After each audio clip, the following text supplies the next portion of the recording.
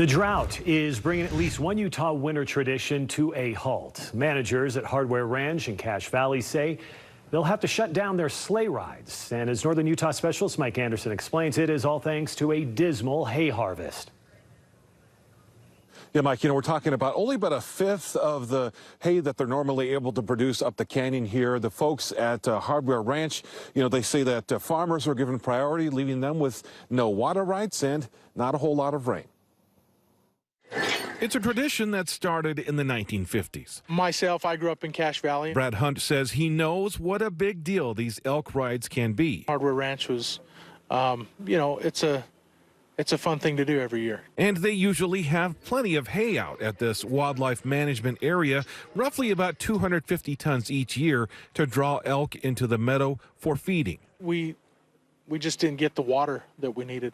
And everybody across the state has been impacted by the less amount of water that was available this year. That means the Division of Wildlife Resources will have to focus on the essentials for now, using what hay they do have to check herds for brucellosis, a bacterial disease that can cause elk to abort their young. We do that by trapping elk in our holding facility.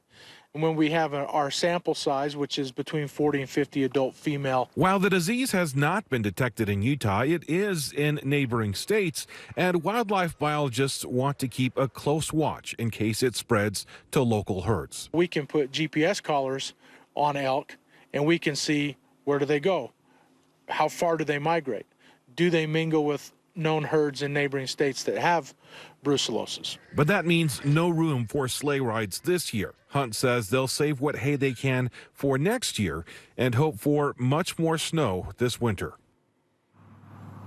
And there will be still some elk in the meadow. You just won't be able to get up as close. But Hunt says in the meantime, they're putting up some more displays and some additional educational programs to give people hopefully something more to look at this winter up the canyon. Back to you. Yeah, a lot of ways you don't know the drought affects people and businesses. So just another way of doing so. Mike, thank you.